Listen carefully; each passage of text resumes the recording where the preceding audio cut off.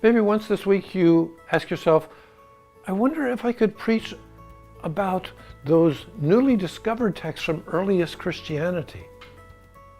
I think you can.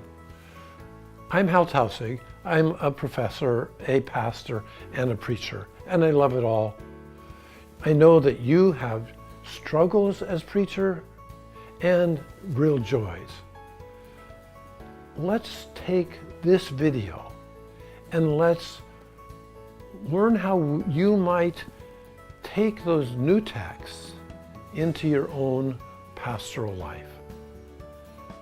I think that we can do that with 3 tips. Let's go ahead. Tip number 1, surprise them. We know that sometimes preaching is boring for us and for the people listening to us. When we have new texts, it surprises them. Take, for example, the Gospel of Thomas. Twice in the Gospel of Thomas, it has this saying, pick up a rock and underneath there you will find me, Jesus says. Split open a piece of wood and inside you'll find me, Jesus says.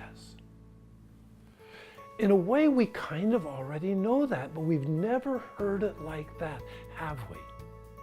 We know that God's inside us and God's all around us. Now we can preach about it and surprise them. Tip number 2, trust your knowledge. I've told you that maybe you can preach on texts that you've hardly known before and that are just recently discovered. It may be that you think you need to read a lot.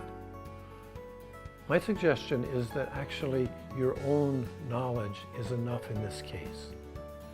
Let me give you an example. The Gospel of Mary has this wonderful story in which Jesus has left them for the last time, and the disciples are worried that they may be killed just like Jesus was killed.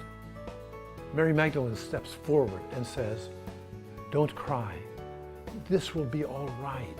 His words, Jesus' words, will be with you." This is like our own lives, isn't it? When sometimes we are worried and afraid, someone we don't expect comes and reassures us and nurtures us. This is your story. This is your sermon. Tip number 3, make it accessible. These new texts are so deep and powerful and meaningful. They come really close to us. Another text, another new text, the prayer of thanksgiving, as it's praying to God, says, "O womb of all that grows."